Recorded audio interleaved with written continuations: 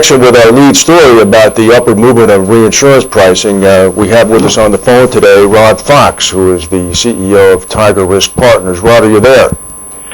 I am there, Frank. How are you? Very good. Thank you for taking the time today. Happy New Year. I hope you and your family had a nice holiday. We had a wonderful time. Same to you. Thank you. Listen, one of the things that really has struck my attention over the past few days is this argument that has come out in full view now, that one of the other impact points on reinsurance pricing is not just the frequency of catastrophes, but in fact it's the diminishment of the corpus of the various portfolios and net values of the reinsurers themselves, combined with the diminishment of their investment income, that's contributed to the shrinkage of capacity that they can actually write, and now we have a scarcity of product. Is that true as well, do you think? I think it's absolutely true, and it's interesting. I mean, obviously everybody's aware of the global financial crisis, and to a degree, I think the reinsurance industry, for the most part, thought we were sort of immune to this. Not totally, but generally immune to it. And God, I think it was actually probably back in September, October. I was probably of a similar mindset, and I was sitting at this large industry meeting, and I was just listening, and I walked away from that meeting, and I said, "Holy Christmas! We're going to have a major gap between supply and demand because people's capital is shrinking." Not necessarily through any fault of their own, just global market downturn. I mean, the S&P Insurance Stock Index for 2008 is down 60%. Wow! Right.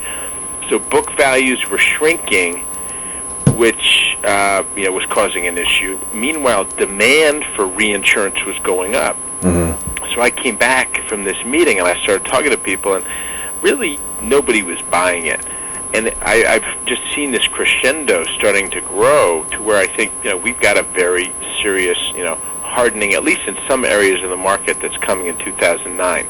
You saw it at January 1, but I think it starts to get worse.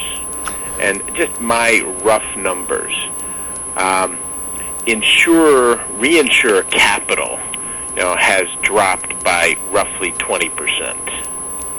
I think demand has increased by at least 5% and probably up to 10%, because people, the clients with smaller capital bases are buying more.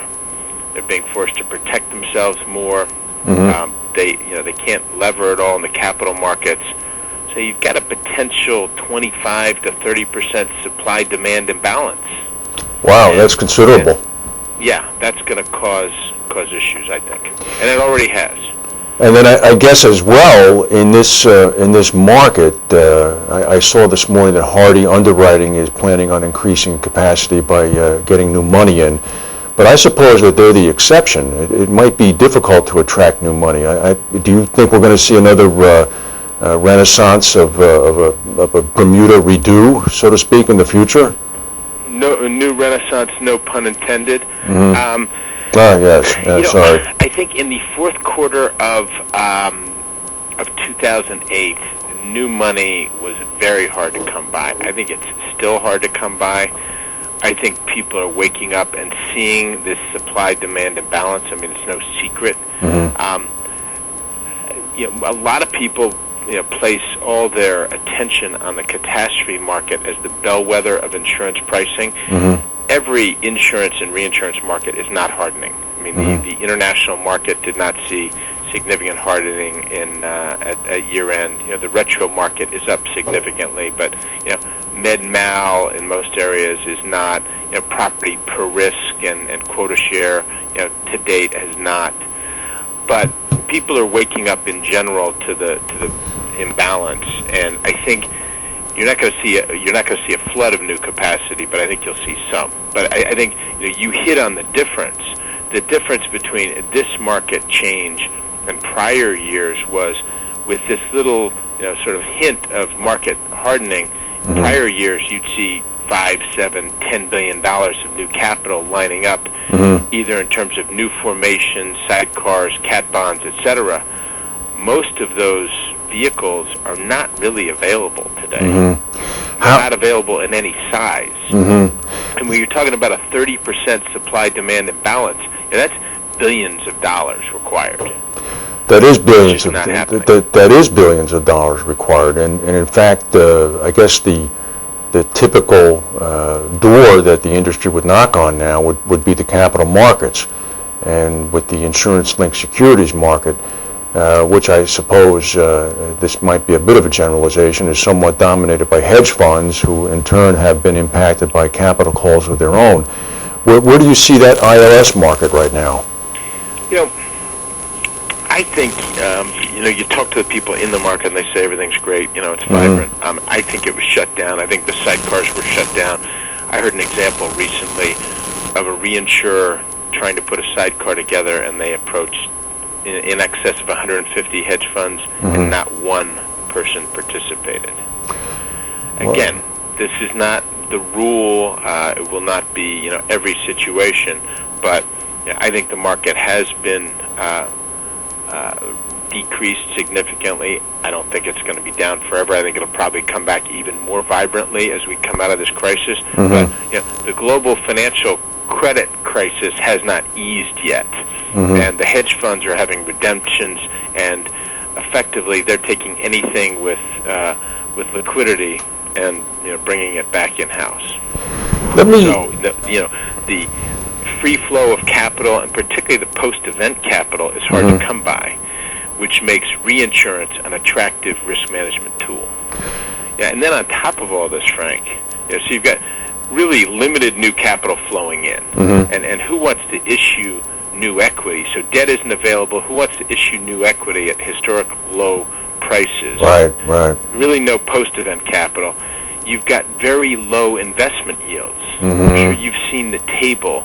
If you want to write to a 92 combined ratio, and you can look at different investment yields, but we're again at historic low investment yields.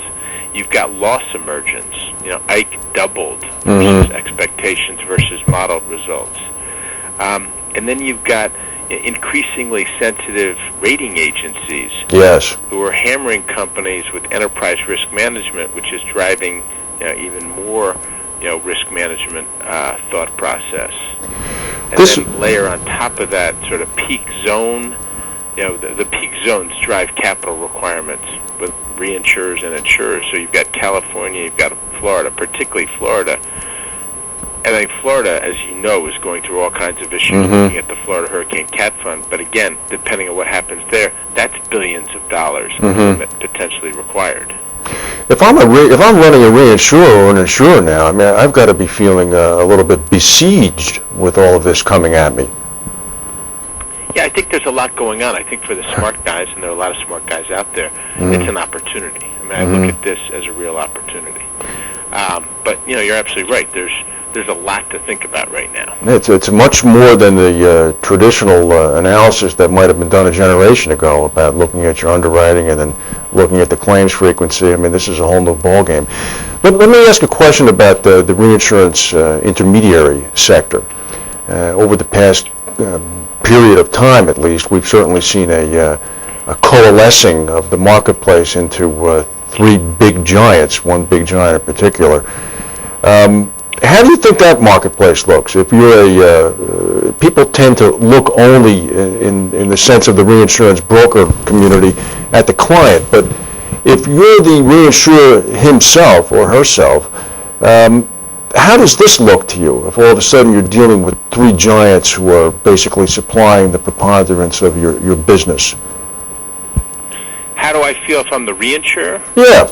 Is this good for you or bad for you? I'm not sure. I'm pretty biased on this, but I'll give you my view. I'm not happy about it, right? I've got a giant factory or three giant factories, processing a bunch of stuff to me, and I'm not sure they're really looking out for my best interests. I'm not sure they understand, why I, as a reinsurer, am different from the next guy. It's a big factory. So we thought there was a nice opportunity in the market 2 years ago for a new high-quality intermediary, and I think that opportunity has doubled and tripled over the last 2 years, 18 months. That would be TigerRisk Partners. TigerRisk Partners. TigerRisk Partners. Let me ask a question before I ask a specific question about TigerRisk. The reinsurance broking business, which is essentially in some ways the fulcrum point between the buyer and the seller of reinsurance, I mean, is it an area that has begun to pick up the technology that other areas have picked up, or do you still see a gap? I've heard you speak at some conferences, so this is a bit of a leading question. I apologize to our listeners and viewers. Yes, a little bit, but again, I compare reinsurance to other financial markets, and I think we're still, 5, 7, 10 years behind in certain areas. I mean, and again, I could, bore you for a long time on this topic, but I look at the mortgage insurance business and the technology employed there. Look at derivatives. Look at a bunch of other places, and I think we've got a long way to go. So no, we haven't. And I think people that think they're breaking out of the box, maybe open the window a little bit, but they're not. I haven't seen any bold new moves here. Tell me about TigerRisk. How are you doing? Do you have any news that you can release to us today? I don't have anything that's going to bring the house down. I think as we were talking about the big brokers, and again, I apologize to some of your listeners that are with some of those organizations. There's some great companies. Yes. But